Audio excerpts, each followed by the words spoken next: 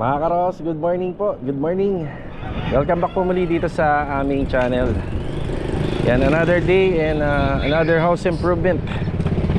Ngayong araw po ng Miyerkules, February 4. Bali meron din po tayong isa pang ika-apat na project, yung iniwan natin doon sa phase 4. Yan, kukumpletuhin po muna natin yung mga kailangan para sa overall tiling works. So nakapagpasok na tayo ng mga tiles doon. Semento, buhangin, adhesive na lang. Ayun mga karos, samahan niyo po muli kami ngayong araw ng Miyerkules.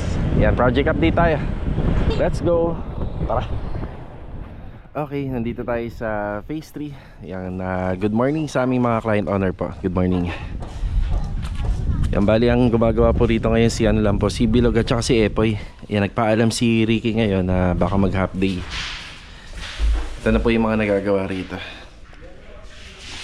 Kahapon natapos nila yung pagkakabit po ng mga ano natin dito, yung mga pin light. So yung mga pin light. Yan, magtataka lang kayo, medyo madami yung ilaw na. So hindi po siya kasi naka-cove ceiling. So wala na po tayong ano rito. Wala na po tayong cove ceiling design. Kaya pagka tiningnan natin yung mga ilaw rito, parang ang dami. Ang gusto ni client dito, maliwanag talaga. Tapos meron pa nga sa ano yan sa mga center light yan, meron pa. Yan dito, meron din po yan dito. Parang pendant na lang. Yung mga gamit natin. Yan. Bali ang inuuna po nila rito yung sa bubong, yung sa second floor. Log, good morning Log. Ayan, bali meron na si Bilog dito na kornisa. So ito, magkakaroon ng ano yan Bilog ha dito. May ang tawag dyan, closet. Tapos dito meron TV console. Para alam ni Bilog yung mga iiwasan. Tapos pinaumpisahan mo na ba kay Epo yung ano nun, maintenance sa taas? Pipinturahan na sir. Okay. Meron pala yun sir? TV console? May TV console dito. Ano yung internet yan? Diyan na. Sa labas. Sa likod na. Diyan sa labas. Ayun, nabubutas dyan ah. Ano.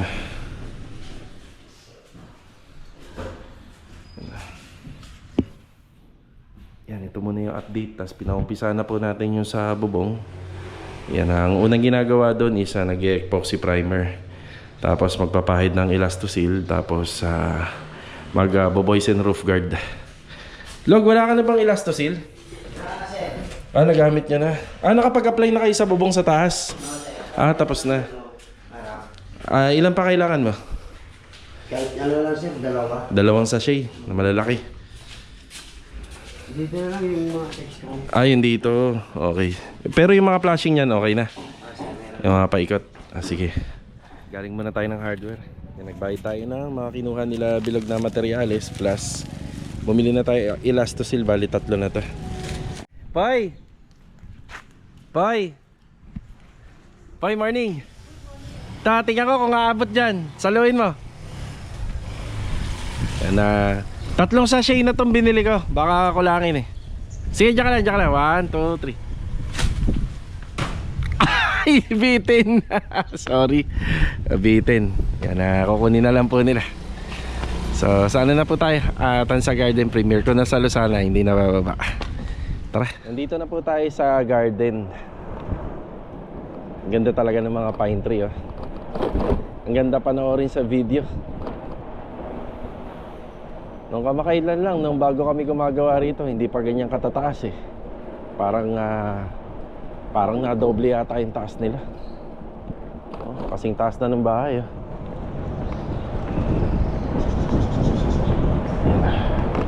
Dito na tayo sa Garden Villas. Yan. Sa Garden Premier Phase 5. Yan. Good morning din kila client owner. Yan, update tayo.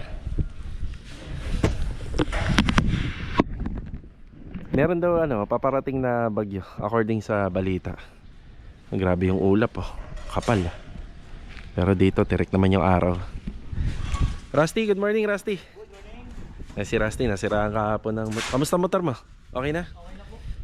Kapag half day lang si Rusty kahapon.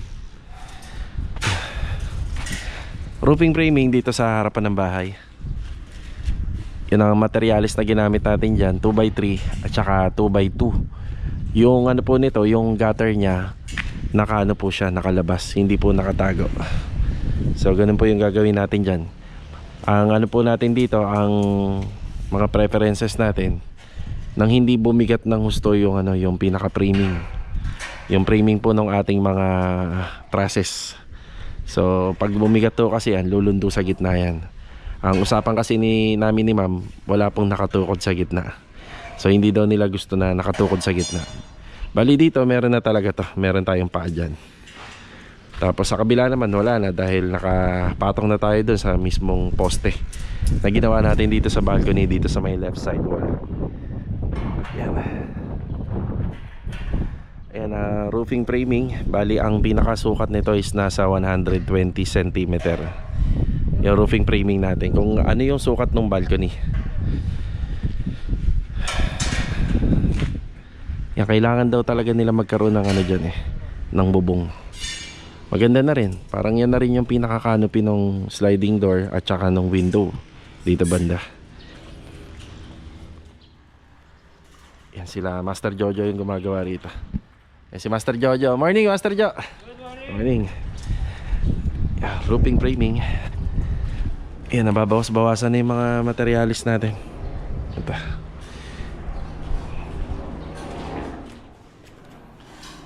Yung palitada na ginawa ng maso natin kahapon na si Kuya Richard, yan halos tapos na. So lilinisin na lang po yan. Tapos ayusin yung mga bungi rito nang galing sa demolition. Kaya Sandy, morning po. Tsaka kay Kuya Richard, morning. Yan. Bali ang sukat na ginagawa ni Kuya Richard dito, bali ano po to, 360. Yan, kaya meron na kami doon sa gitna yun. So 360, bali yung pagkaka-divide po nito ay hintay na lang po natin yung mga yung mga materials ni client. Bali ang mangyayari nito, preparasyon lang po muna. Pagkatapos ng CHB laying, pagka tumigas na yung mga CHB na ginawa, bali maglalagay na kami ng kitchen counter formworks. Yung pinaka kitchen formworks natin dito, wala siyang buhos pero nakaabang na yung tiles at saka yung bakal. Yan, hindi mo na bubuhusan. Hintayin lang natin yung yung materials na ilalagay diyan. Bali cooktop at saka kitchen sink. Ayan. Ayan.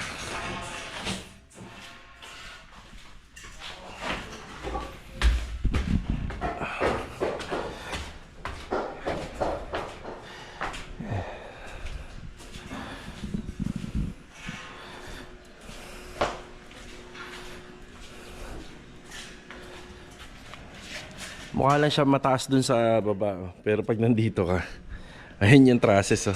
Isang tingkad mo lang. Nakatingkad ka lang dito ng konti, abot mo na.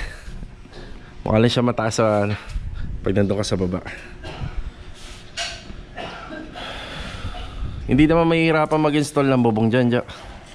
Kasi may canopy. Hindi naman, kaya pa. Kaya pa.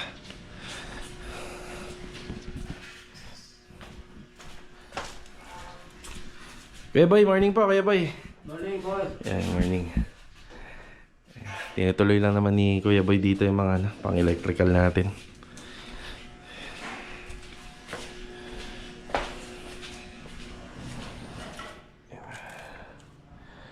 Sadyan dinamihan natin yung mga bakal. Kasi yung sa bakal na yan na rin po yung gagamitin natin para sa rito.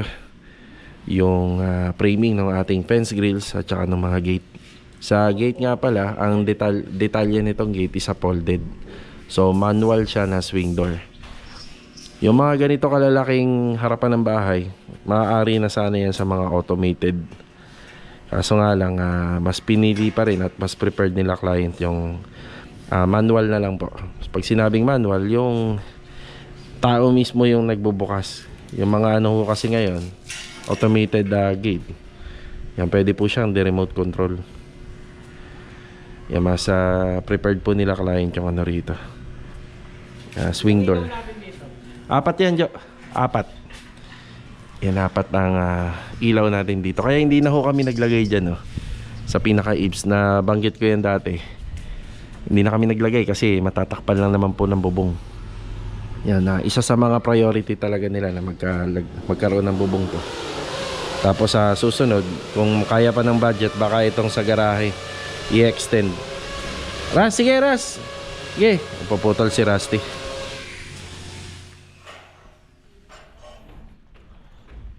Babalikan natin to mamayang hapon. Yan. Hindi na namin nilagpas yung ano rito. Yan, papansin nyo, hindi na nakaligpas yung roofing framing dito sa ginawa naming CHB wall sa may right side.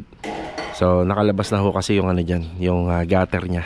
So yung gutter, gagayain na lang namin yung design dito, yung Banawe type, para maganda pa rin po siyang tingnan, may disenyo pa rin. Tapos ang gagamitin namin sa NEPA is hard deflex board na lang na sa NEPA. Yan, bubuhat pa po ng ano yan, ng Pisen board for insulation kasi industrial finish. Tapos gagamit tayo ng bubong na 0.5, tapos mga flashing na 0.5. Yan. Yay kuya, puputol din si kuya. Yan.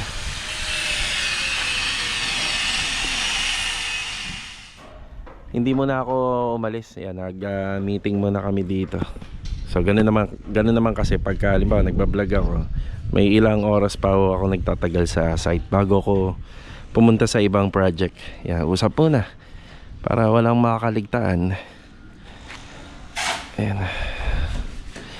Yung isang Davis extras ba nandyan? Inakyat niya na. Okay, see. Ayan na, yun yung gagamitin nating pang primer ng ating mga tubular. May karagdagan nga lang pala ako sa mga kumuha ng bahay dito sa Garden Villas. Marami na rin kami na discover rito. Yung pag-usapan natin yung anay. Yung ginawa po namin tong bahay na to, may mga ilang spots din ng lupa na talagang matindi yung anay. Kaya yung treatment namin talaga dyan, matindi din po yung ginawa namin. Siyempre sa plano nitong bahay, halos wala ho kayong masyadong nakikitang kahoy, kundi yung mga hambalang at saka pinto. As the rest, more on gawa na yan sa Pisen board, PVC, aluminum. So sa TV console yun, doon lang naman kami gagamit, pero i-treatment po natin yan lahat. Tapos dito nga po pala, dito sa tapat, na kung saan nakikigamit kami ng pwesto, yan dito nakalagay yung ibang mga gamit namin. Yung may-ari nito halos laging nagpupunta dito. Ayun na, nagpa-install sila ng water line na palinya sila ng tubig, at meron yatang na-discover na isang tumpok ng anay dito daw banda. Grabe, tsaka ang lalaki. Yan lalaki yun, nadali na daw po nila, nilason daw po nila, nahanap nila yung reyna. So sa anay po kasi, hanggat hindi mo napapatay yung reyna, yung queen, wala ring saysay yung ginagawa nating pest control. Pero kung mapatay mo yung reyna, yung nagsusupply ng ibang mga anay, o siyang nagpapadami, yun, effective yun. So yun dito, ganun yung ginawa namin banda dun sa likod. So hanggang ngayon naman maayos naman yung namin dito, yung area. Yan, isa sa mga magiging additional na trabaho po pala. So ito, yung ginagawa nating bubong dito. Tapos yung bubong din dito, bar counter. Tapos yung kung saan ayun may bintana sa taas. Hindi na po namin binago yung niyan, yung height. As is na po siya. Yan, pinalalagyan din po ng ng window grills. Yan.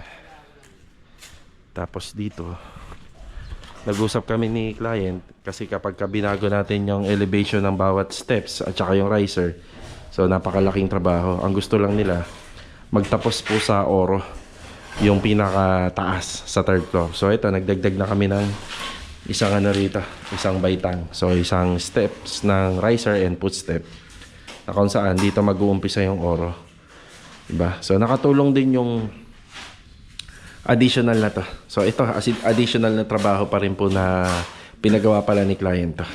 So okay na to. So nakatulong siya nung na-adjust siya. Doon kami nagkaroon ng other steps dito para sa hagdanan. Yan, babalik po tayo rito mamayang hapon. Yan, mag-update ulit tayo rito. Yan, bali hindi muna tayo magbablog sa po mga karo, sa Anyana Bel Air East project. Yan, para sa mga susunod na araw na mag-vlog tayo ron, may marami ng improvement na nagawa. So sa ngayon, yan, focus muna tayo rito. Yan, babalik po tayo rito. Pero pupunta ako ng Anyana ngayon. Yan, hindi na nga lang muna tayo magbablog. Yan. Tapos yung mga kailangan pala rito, kung matatanong nyo bakit wala pa kaming gutter, tapos yung pinaka-pasya sinepa namin, wala pa. Pagkatapos daw nito ng roofing framing, isusunod daw nila yung handrail dito. Pagkatapos naman ng handrail, ang isusunod naman nila rito is yung roofing framing dito sa gilid, sa may corner. Ngayon, kapag halos okay na, nakakasana lahat, saka natin papadeliver ng isang bagsakan lang. Para isang delivery lang. Kasi medyo puno na tayo rito. Ayan na, mga materialis dito puno na. Buhangin pa, tapos may materialis pa tayo sa kabila. Bali mga karawas, after break time, ayan, nandito tayo sa Phase 4 Lumina Homes. Nagpa-deliver tayo ng buhangin, simento at saka adhesive cement. Ayan. Ayan, tinali. Gumagalaw na. Tinali. So yung buhangin sa iba to, simento adhesive lang sa atin. Tapos ang ginamit ko rito is Bistay na buhangin po.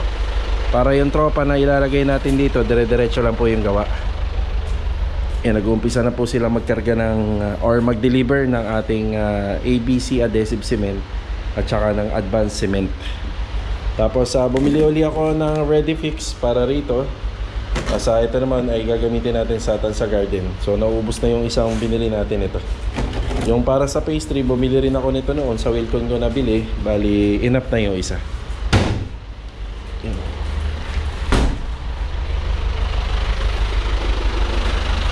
Bali, kompleto na tayo sa materyales. Yung simento, adhesive at saka Bistay. Kung magkukulang, madali na lang naman pong i-provide dahil may tayo, may sasakyan naman tayo.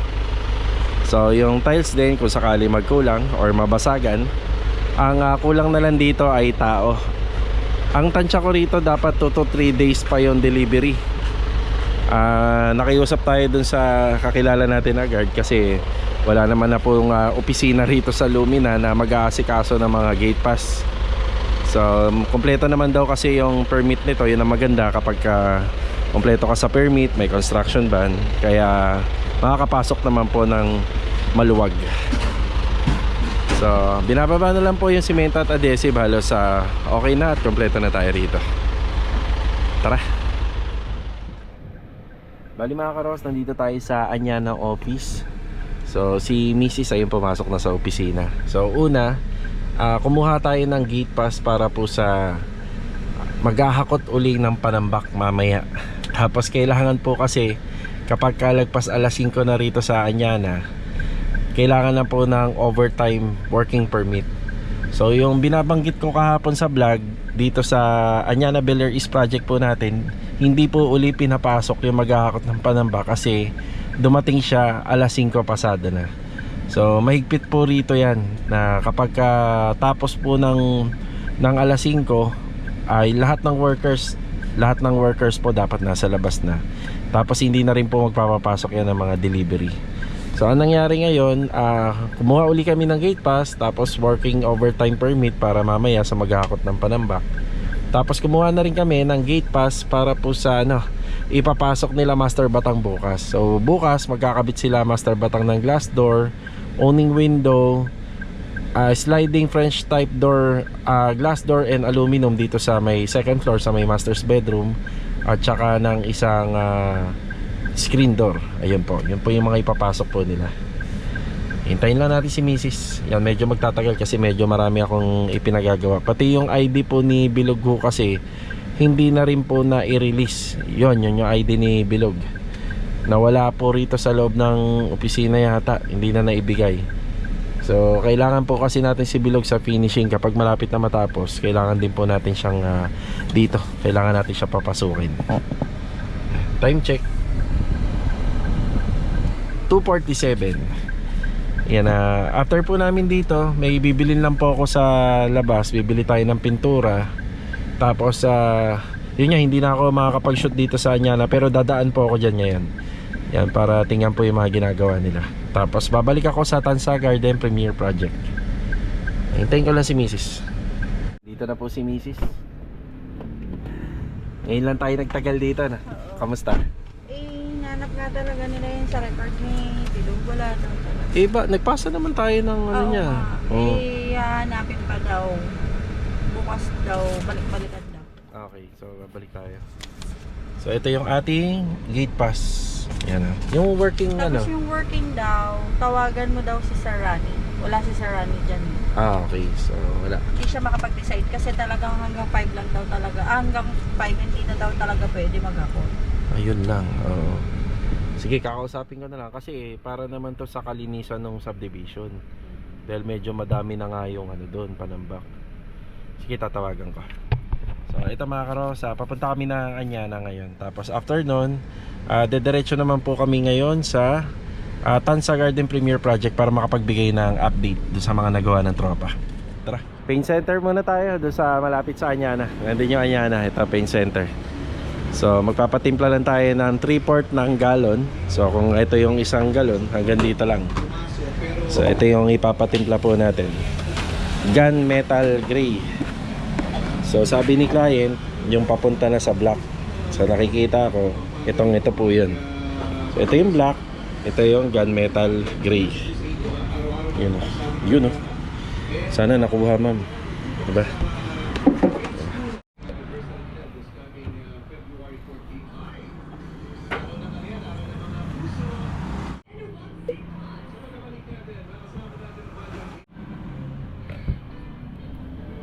Coming back na.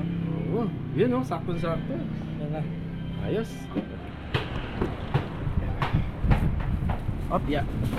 Yung pintura ay nagkakalaga ng 560. Pero ano to, hindi siya umabot ng 1 galon, 3/4 liter lang. Yan, 3/4 gallon pala. Kumbaga 3 litro. Tara. Bali mga karaos, nakabalik na tayo rito sa Tansa Garden Premier Project. Dito tayo sa may balcony.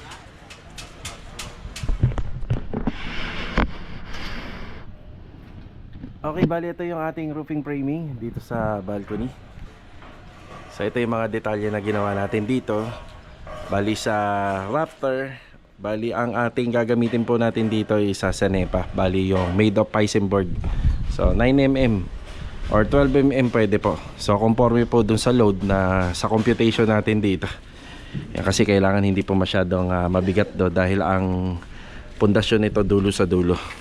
So para aesthetic lang. Tapos dito is yung gabay, yung handrail. Ito na yung inaasikaso nila. Tapos industrial finish lang tayo rito, pero ang gagamitin na gutter dito is stainless na Banawi type. Tapos gagamit din tayo rito ng long span, yung 0.5. Tapos meron tayong pricing board dito. Tapos ito, nagpagawa tayo ng ano rito, ng sampayan. So binakante na natin to kasi nandito may condenser dito na nakalagay. So binakante na natin. Ayan, may sampayan tayo rito. Sa request ni client to, yung sampayan na to. Tapos yung lagayan ng mga ilaw. Yan.